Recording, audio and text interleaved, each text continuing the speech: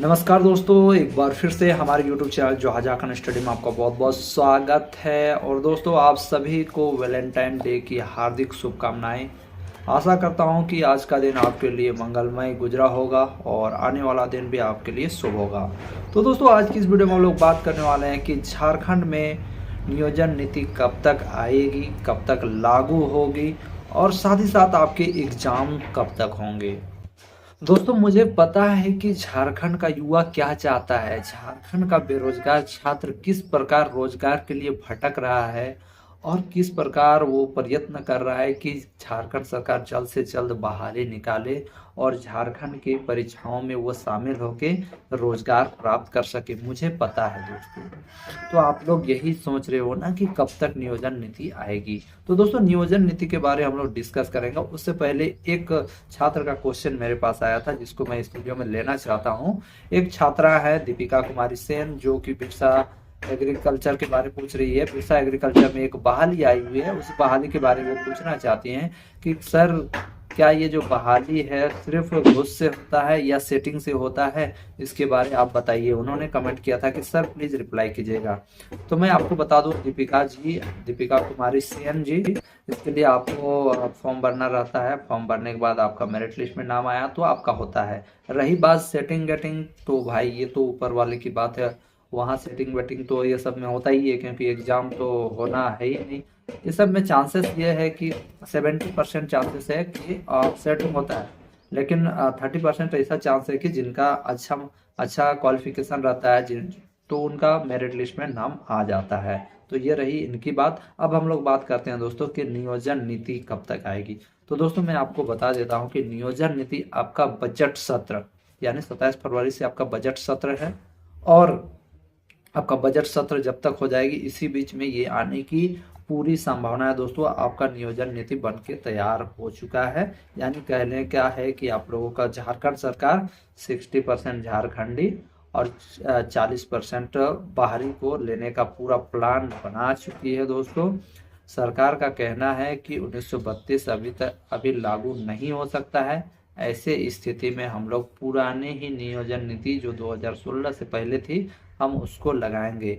लेकिन यहाँ पर छात्रों का कहना है कि आप 1932 नहीं लगा सकते हो तो कम से कम 1985 लगाइए।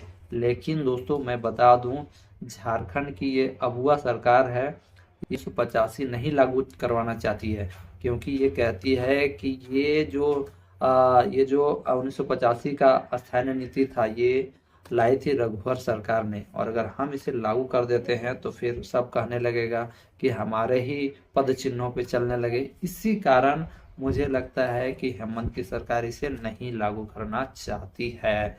लेकिन रही बात उन्हें, मुझे लगता है दोस्तों कि हेमंत सोरेन जी अपने दिमाग से काम नहीं करते हैं। हमारे जो मुख्यमंत्री हैं वो अपने दिमाग से काम नहीं करते। इन्हें कोई पीछे से कहता है वही करते हैं। जैसा कि मैं आपको बता दूं, हमारे जो मुख्यमंत्री हैं उन्होंने अपने ही मुंह से कहा था कि 1932 का खतियान आधारित नियोजन नीति नहीं हो सकती है, इसे कोर्ट में रफा दफा कर दिया जाएगा। लेकिन फिर पॉलिटिकल प्रेशर बना तो खुद इन्होंने आज जोहार यात्रा या 1932 का हर जगह नाम लेते हैं। तो मुझे लगता है कि हमारे जो मुख्यमंत्री हैं उनको अपने से कार्य करना चाहिए। अपना सोच, अपना दिमाग से काम करना चाहिए और तभी हमारे झारखंड का विकास होगा।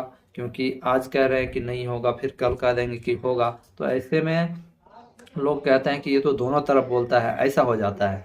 जहां तक रही बात 1985 स्थानीय नीति लागू करने की, तो ये सरकार नहीं चाहेगी कि 1985 लागू हो। लेकिन मैं भी यहाँ 1932 जैसा हो सकता है, क्योंकि 1932 में पहले सरकार ने कहा था कि हम नहीं लागू करेंगे। 1932 लागू होगा तो ये रद्द हो जाएगा कोर्ट से, उन्होंने खुद कहा था और उनकी बात सही भी हो गई। इसी प्रकार 1985 अभी नहीं कर रहे हैं, फिर पॉलिटिकल प्रेशर बना तो 1985 लगा सकते हैं। कोई गारंटी नहीं है, लेकिन यहाँ पर ज्यादा चांसेस है दोस्तों कि ये झारखंड की अगुआ सरकार है, 1985 के बिना ही आगे बढ़ेगी और 60% बहाली अपने लिए झारखंडियों के लिए रखेगी और 40% ओपन टू ऑल कर देगी।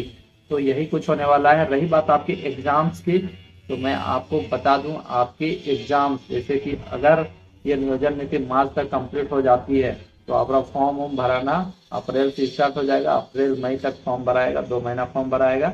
उसके बाद कोई भी फॉर्म भराने के 2 महीना बाद ही एग्जाम होता है, कम से कम 2 महीना। तो फॉर्म भरा जाएगा। उसके बाद 2 महीना मान के चलिए कि देखिए फॉर्म भराएगा, मान लीजिए कि अप्रैल मई, ठीक है, तो जून जुलाई से आपका एग्जाम स्टार्ट हो जाएगा।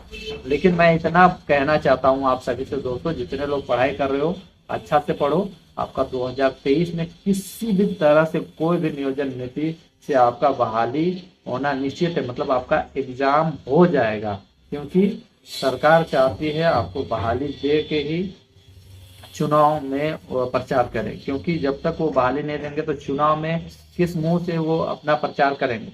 इसलिए मुझे लगता है दोस्तों कि आपका 2023 में सारे एग्जाम्स, मतलब जितना कम से कम 12 एग्जाम्स है, ये तो 100% कंप्लीट हो जाएंगे। रही बात और भी बहाली आने की, तो उसका कहना मुश्किल है, लेकिन जितनी भी बहालियां आई हुई है टोटल 12, ये बहालियां इस साल कंप्लीट हो जाएंगे। क्योंकि एग्जाम्स लेने में टाइम लगता है, ऐसा नहीं कि तुरंत सारे एग्जाम्स हो जाएंगे। इसलिए दोस्तों आप लोग तैयारी करो और पढ़ाई लिखाई अच्छा से करो। आपका नियोजन नीति आ रहा है, भले ही वो आपको पसंद नहीं आए 60-40, लेकिन आपका आ रहा है। आप लोगों के पास कॉल भी आ रहे होंगे, मैसेजेस भी आ रहे होंगे। आशा करता हूँ कि आपको ये वीडियो पसंद आई होंगी। आपको कोई सुझाव देना है, कुछ भी क्वेश्चन पूछना है तो जरूर कमेंट करें। धन्यवाद।